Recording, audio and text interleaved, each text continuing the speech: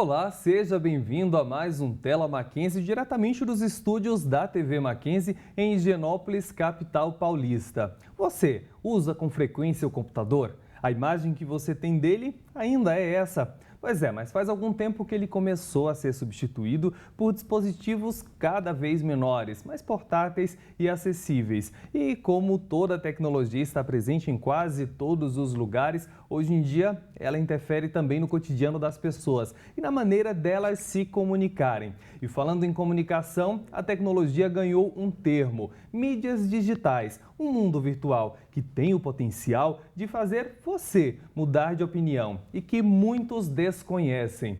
E para falar sobre o assunto, aqui conosco está o professor Dr. Paulo Ranieri. Professor, seja bem-vindo, é do curso de jornalismo, né? Seja bem-vindo ao Tela Mackenzie. Obrigado pelo convite, Ulisses. Sou do curso de jornalismo aqui da Universidade Mackenzie, já há aproximadamente 5 anos. Também já lecionei em outras instituições, leciono ainda em pós-graduação, etc. E estou aqui contribuindo com a universidade já há alguns anos. Sou filho da casa também, né? Eu costumo brincar porque eu me formei aqui na graduação também. Prata da casa, então. Prata da casa. Então, como é que... Então, você pode falar bem para a gente como é que a tecnologia está dentro do cotidiano da gente hoje? Posso inclusive dar um exemplo do próprio Mackenzie, né? Quando eu era aluno, os terminais informativos acadêmicos, que é o TIA, né, que o aluno de hoje tem, a gente, quando era aluno ali no finalzinho dos anos 90, 2000, 2001, até 2002, a gente só conseguia acessar essas notas pelos terminais que mais se pareciam com caixas eletrônicos. Então, você tinha que ter um cartãozinho ou um código, você ia até o terminal, digitava e a máquina te gerava um extrato, que era parecido com um extrato de banco em papel, e ali no extrato é que vinha as notas e tal. Imagina, aplicativo de celular,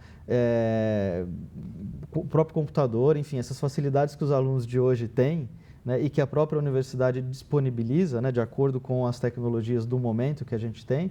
Imagina, há 15, 20 anos atrás era impensável, né? Então, sim, a tecnologia deu um salto e a gente realmente vive uma nova era, algo completamente diferente e que acaba transformando comportamentos, transformando o convívio, enfim, alterando uma série de significados e de significâncias na vida das pessoas no seu cotidiano. Você tem um trabalho muito voltado também para hipertextualidade, né? O que significa hoje em dia? O hipertexto ele é um termo, né, criado, cunhado, enfim, para caracterizar um período em que os textos ou qualquer tipo de arquivo na internet, imagem, palavras, enfim, as coisas podem ser conectadas, né? Ou seja, elas deixam de ser lineares e passam a ser não lineares, elas são fragmentadas. E essa fragmentação, ela evolui, né? Então, o hipertexto se torna hipermídia, enfim, os termos vão variando, vão sendo readaptados de acordo com as necessidades, mas tudo isso é para caracterizar um novo momento em que a linearidade deixa de fazer parte do nosso cotidiano, dando espaço para uma não linearidade ou para uma cultura de fragmentação. É uma cultura onde as coisas passam a ser divididas em partes e essas partes necessariamente têm que estar conectadas para que façam algum sentido. Tá? Então, isso já faz parte do nosso cotidiano. Isso já faz parte do nosso cotidiano. As novas gerações, nós que somos de uma geração anterior à atual, ou enfim, né, anterior a esse período de tecnologia, esse boom da tecnologia que já tem 15, 20 anos para cá, né, eu me considero de uma geração anterior a essa, nós precisamos de uma readaptação, porque nós fomos criados nesse ambiente mais tradicional, e aí os termos são muito variáveis, né? Você pode chamar de uma cultura offline, ou uma cultura tradicional, ou uma cultura, enfim, né? Analógica, né? Enfim, são muitos os termos para diferenciar essa barreira. E a gente precisa está precisando passar por um período de readaptação. Mas as novas gerações que surgem, elas já nascem nesse período, elas já nascem com essa cultura da não linearidade. Então, é uma geração, um exemplo muito prático. Vamos pegar esse aplicativo de bate-papo que a gente tem, que é o WhatsApp. né? Eu ainda tenho, né, a péssima mania de mandar textos longos por WhatsApp. Então, se eu vou escrever para alguém, às vezes eu escrevo muita coisa, eu escrevo, enfim, textos maiores, como se eu estivesse escrevendo um e-mail ou alguma coisa assim. As gerações mais novas, os mais jovens, eles já não têm mais paciência para escrever tanto. De repente, eles escrevem a mesma quantidade de coisas que eu, só que ao invés de escrever uma única vez muita coisa, eles vão escrevendo 10 mensagens diferentes com 2 linhas cada. Né? Um áudio de WhatsApp. É muito engraçado perceber essa diferença. Se você manda um áudio para alguém, se você mandar para mim um áudio de 5 minutos, eu vou ouvir. Se eu te mandar, você também vai ouvir. Mas se você mandar para um jovem, um adolescente de 13, 14, 15 anos, um áudio por WhatsApp de 3, 4 minutos, ele não ouve. Ah, estou com preguiça, não quero, é muita coisa. Mas se você mandar o mesmo conteúdo dividido em 3 partes de 1 minuto cada, ele vai ouvir. Não sei te explicar, né, qual é esse fenômeno, mas que ele está no nosso dia a dia, ele está. Né? São jovens, são adolescentes que já estão crescendo e convivendo num ambiente de fragmentação. E como é que essa hipertextualidade pode ser utilizada na educação, por exemplo? É um desafio tanto na educação, quanto na comunicação, quanto na publicidade, né? Já que eu estou falando de comunicação, não só jornalismo, que é a minha área de conhecimento, de atuação profissional, mas também na publicidade, enfim, no campo da psicologia, que existe até um termo que é psicotecnologia, que tem crescido bastante, que é uma área específica da psicologia exatamente para estudar esses fenômenos comportamentais dos adolescentes, até dos mais velhos também, mas né, que são as pessoas que se tornam mais viciadas nessa tecnologia ou coisas assim. Então, são várias as áreas que acabam trazendo algum tipo de preocupação para que se estude cada vez mais sobre isso. Na educação, eu acho que os formatos mais tradicionais, talvez eles não caibam mais nas necessidades de hoje. Por exemplo,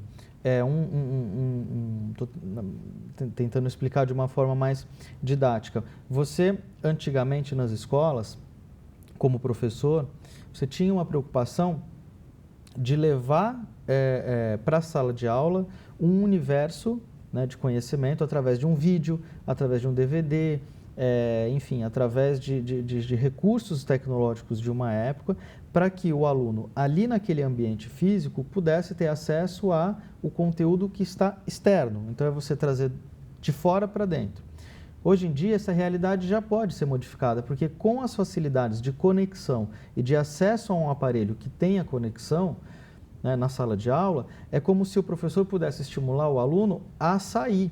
Né? Então, ele não só tem acesso a esse movimento de fora para dentro, do universo para aquele ambiente interno, mas ele também pode sair e se deslocar dali para fora.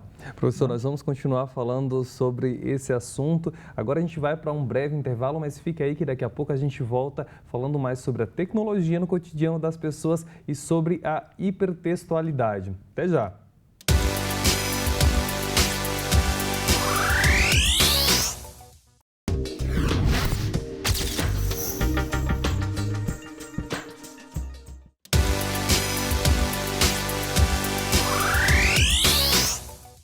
E nós estamos de volta a mais um Tela Mackenzie, hoje falando sobre a tecnologia no cotidiano das pessoas e também sobre hipertextualidade. Aqui conosco, em nossos estúdios, está o professor Dr. Paulo Ranieri, que é docente do curso de jornalismo da Universidade Presbiteriana Mackenzie.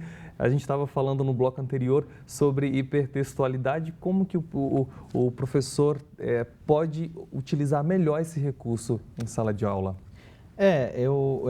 Enfim, você deu como exemplo, né, você poder trazer esse universo externo para dentro da sala de aula, como já acontecia antigamente, mas também provocar nesse aluno, nesse novo aluno, nessa nova geração de alunos, a curiosidade de sair do seu universo, né, e transitar para fora. Isso devido às facilidades de acesso que ele tem aos aparelhos portáteis, aos dispositivos móveis e a conexão que a escola pode oferecer. Aí já é uma questão infraestrutural, né? Uma questão de infraestrutura de cada escola, para que esse aluno tenha acesso e facilidade a esse trânsito, né, de dentro para fora. Uma outra questão que a gente pode colocar também é talvez a mudança de tratamento que o professor pode ter em relação ao aluno e também do aluno em relação ao professor. Porque o aluno de um período anterior a essa era hipertextual, essa era digital, essa era conectada, né? Também há vários termos para caracterizar esse período que a gente está. O aluno anterior a esse período é um aluno acostumado a chegar em sala de aula e receber informação do professor, que é o detentor supremo de todo esse conhecimento. Agora, a gente não pode tapar os olhos para a internet, que trouxe para esse aluno a facilidade de ter acesso ao conhecimento que talvez antigamente fosse só de um professor. Isso quer dizer que a função do professor acabou? Muito pelo contrário, ela ganha importância e ela ganha um salto de qualidade, porque o professor, além de ser o detentor do conhecimento, ele também passa a ser aquele profissional que vai conduzir o aluno à melhor interpretação desse conhecimento, porque o aluno tem acesso à informação tanto quanto o professor, porque eles vão consultar a mesma base de dados. Pode ser um livro numa biblioteca, pode ser um acervo e pode ser a internet. Agora, o que o aluno vai fazer com esse conhecimento, só quem pode direcionar é o professor, tá? Então, essa coisa de, eu rejeito a tecnologia, eu rejeito os celulares, eu rejeito o dispositivo móvel, eu rejeito o tablet, internet, porque isso atrapalha, porque isso... Muito pelo contrário, isso pode ser um grande aliado, tanto do professor quanto do aluno. Muito longe de mim fazer aqui um discurso entusiasmado, tá? Não vou dizer que eu sou um grande defensor de tudo isso, até porque eu também, assim como vocês, assim como você, nós todos estamos ainda tateando esse novo universo. A gente não sabe ainda direito para onde isso leva, ou, né, qual é o futuro disso tudo. Então eu posso falar pelo presente. No presente eu enxergo como um aliado. O uso de tecnologia, o bom conhecimento do que é ser hipertextual, do que é a hipertextualidade, do que é o ambiente digital, para que servem esses dispositivos, e transformar isso tudo num aliado tanto do professor quanto do aluno. E está nas mãos da gente, que é professor, saber usar bem esses recursos. Mas, professor, ainda como a experiência mesmo como professor, isso não tem criado uma geração mais dispersa, mais desatenta, mais efêmera? O que você tem percebido dentro de sala de aula? Inclusive com a utilização dos próprios dispositivos portáteis enquanto se está dando aula. Como é que você tem visto isso? Isso tem muito, mas eu não sei se eu posso atribuir essa dispersão dos alunos ou essa fuga de concentração, né, que o aluno pode apresentar numa aula minha ou numa aula de qualquer outro professor, à tecnologia. Porque o mesmo aluno que é disperso usando o celular, ele poderia ser disperso antigamente usando papel e caneta. Né, eu tive, como professor, né, eu já peguei essa realidade dos alunos terem celulares. Mas eu fui aluno numa época em que os alunos praticamente não tinham, alguns tinham, mas não eram esses celulares que a gente brinca canivete suíço, né, que fazem de tudo. Mas os celulares, eles podem potencializar essa dispersão, né? Eu não sei se dá para a gente colocar a culpa neles. No meu tempo, como aluno, eu via alunos colegas, né, se dispersarem com outras coisas, né, escrevendo, desenhando, enfim, perdendo a concentração da aula por outros motivos, não necessariamente pelas tecnologias. Talvez um dos desafios que a gente tenha nesse novo momento, nesse novo contexto, seja entender como usar melhor o celular, como provocar o aluno para que ele use o celular em seu benefício, em benefício da sua aula. Não sei se eu posso relatar uma experiência própria, numa aula inclusive de hipermídia, numa disciplina que chama hipermídia, aqui mesmo no Mackenzie. Eu incentivei os alunos a utilizarem os celulares para pesquisa, para buscar informação. Olha, eu estou falando de um autor tal, esse autor fez isso, e ele se conecta, né, com perdão do trocadilho, com outro autor e eles falam isso, não sei o quê. Vocês podem pesquisar e às vezes eu até brinco com eles, eu falo assim, agora eu fiquei burro, esqueci a data que foi criado esse termo, não sei o quê. Mas vocês podem me ajudar, vocês podem pesquisar. E aí aqueles que já estão com celulares, peço para criar grupo no WhatsApp, já dei nota de participação para quem postasse informações relacionadas à aula, para quem faltou naquele dia no grupo do WhatsApp. Então é uma forma de tentar trazê-los, né, para a minha aula, junto com todas as tecnologias que eles utilizam. Eu acho que o nosso maior erro é tentar separar as coisas.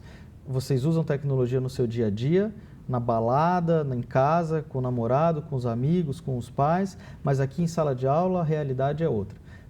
Esse conflito eu acho desnecessário. É uma outra visão para aquela proibição do celular em sala de aula, por exemplo.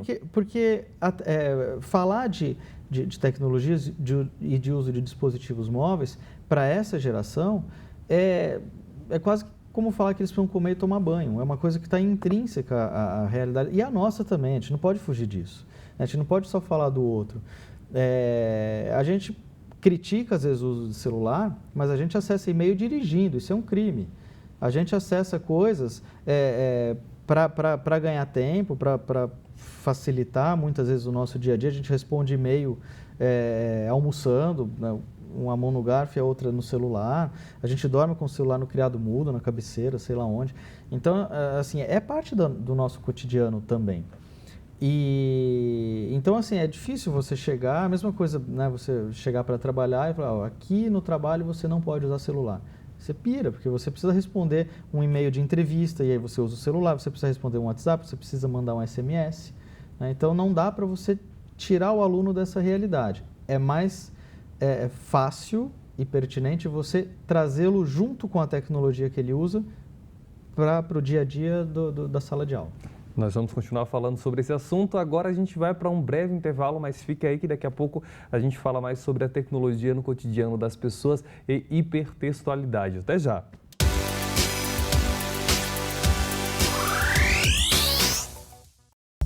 Amplie seus conhecimentos. Faça pós-graduação no Mackenzie. São mais de 140 anos de tradição e pioneirismo em ensino. Informe-se e crie novas oportunidades em sua vida.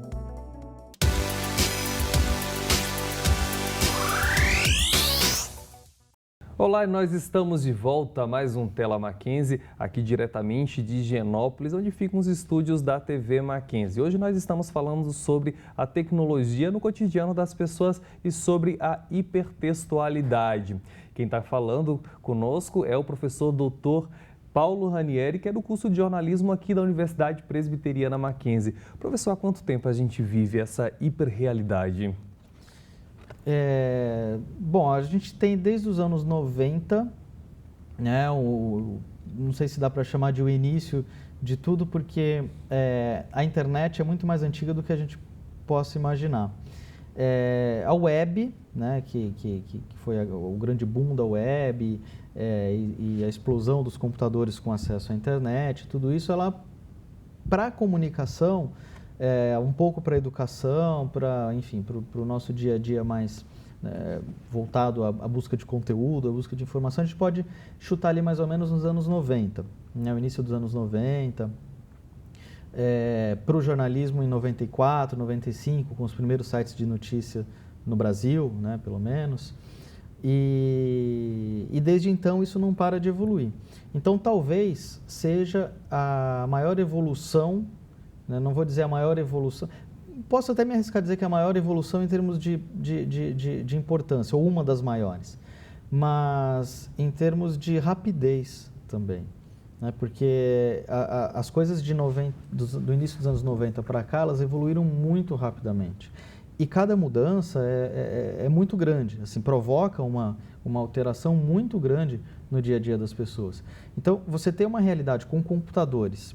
Né? O que é o computador dos anos 90? Aquele desktop, aquela caixa grande que fica no seu escritório, na sua casa ou no seu local de trabalho, com aquela mesa de computador antiga que tinha que ter o espaço para impressora, para o fax, para a CPU, né? Então você tinha que ter o espaço do monitor, da CPU, as mesas eram pensadas com aquele nicho, né, para você colocar enfim, tudo isso se restringiu a nada, porque depois uma evolução natural. Os computadores passaram a ser portáteis, com os laptops, e aí o laptop você usa até no colo, no sofá da sua casa. Isso continuou portátil, diminuiu, né, se transformou num celular. Tivemos 3 gerações de celulares quase que sequentes, primeira geração, segunda e terceira, a segunda já digital, a terceira, né, uma evolução natural, aí a era dos iPhones, dos aparelhos Samsung, enfim, com sistema operacional Android, Windows Phone, enfim, tudo isso que a gente tem hoje. E o que o que eu posso dizer é que toda essa evolução desses últimos anos trouxeram uma característica muito grande, que é a da velocidade absoluta.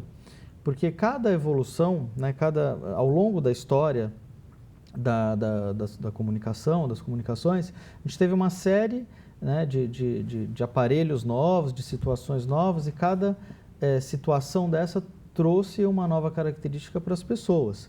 Então, você teve uma era de reprodutibilidade técnica, você teve uma era enfim, de velocidade, e agora a gente vive uma era de velocidade e de simulação. Né? A internet, o digital, ele trouxe para a gente essa facilidade também de você poder transitar por ambientes virtuais. Né? Então, não só a velocidade, mas também a capacidade de você imergir, né? De você se projetar, de você se colocar num ambiente virtualmente, num ambiente que não é presencial. Isso tem mudado também a questão da pessoa hoje não ser só receptor da imagem, da mensagem, não é isso? Isso, ela é porque antes da era digital, as pessoas tinham como característica serem mais passivas, né? A passividade de informação. Você recebia informação, a informação que te davam através da televisão, do rádio, enfim, né, do jornal impresso, de uma revista e tal. Então, você era passivo no que tangia a informação, ou acesso à informação. Com a internet, é uma das características, inclusive, da hipermídia, das mídias digitais, enfim, como característica, trazerem para a gente, trazerem para as pessoas, um ativismo na busca pela informação. Então, a pessoa ela não se contenta só em receber, ela precisa participar. É uma cultura de convergência, é uma cultura participativa. Então, nessa cultura participativa, existe até um autor que chama Carlos Alberto Scolari, e ele usa um termo que é prosumidor. Né? A gente, hoje em dia, a gente não se contenta mais em ser só consumidor, a gente também quer produzir junto com quem sempre produziu. Então, nós passamos, né, a vivenciar uma realidade de comunicação que deixa de ser só vertical, de cima para baixo, de alguém falando, de alguém emitindo para receptores muitos, e essa comunicação passa a ser mais horizontalizada. Produtores e consumidores, pessoas e profissionais de comunicação ou de educação, quase que numa equiparação de forças, né, em relação à comunicação. Então, quando você pega, por exemplo, o Jornal Nacional, você chega em casa, vai assistir o Jornal Nacional e você ouve 2 minutos de matéria sobre se o vestido é preto, rosa, amarelo, branco, azul, sei lá que cor é aquele vestido, que até hoje eu não consigo enxergar a cor naquilo ali. Eu enxergo 2 cores que ninguém mais vê. Mas, enfim, você pega um jornal como o Jornal Nacional e jamais você poderia pensar que o William Bonner ia ficar 2 minutos perguntando qual é a cor do vestido. Aquilo nasceu na web de uma pessoa comum, nasceu num Tumblr, se não me engano, num blog qualquer. Tomou as redes sociais, foi para o Twitter, do Twitter foi para o Face e teve essa projeção nas redes sociais e foi parar em 2 minutos do Jornal Nacional com entrevistas a especialistas em cores para dizer se aquilo, que cor que era. Aquilo veio das pessoas, né? São os prosumidores, são as pessoas que não só consomem, mas também produzem conteúdo. Então, a gente vive um momento muito interessante de rotatividade. A informação ela pode sair do produtor e chegar até o consumidor, assim como ela pode sair do consumidor e chegar no produtor. E todos passam a ser consumidores e produtores ao mesmo tempo. São esses prosumidores. Se a gente for considerar, por exemplo, desde o início até agora, 2 décadas, são praticamente 2 gerações de pessoas que vêm se adaptando a essas novas tecnologias. Quem não conseguir ou quem não gosta, não se adapta à tecnologia, tende a se tornar obsoleto? Eu acho que não tem mais opção de gostar ou não gostar, né? Quando você é criança, te oferecem frutas, verduras, além dos doces e daquilo que... A gente tem opções já quando criança, mas você obrigatoriamente tem que fazer parte daquelas coisas que você não gosta. Hoje em dia, com tecnologia, o exemplo é bobo, mas é quase a mesma coisa. Você nasce num período em que não existe mais diferenciação entre online e offline. Você não pode...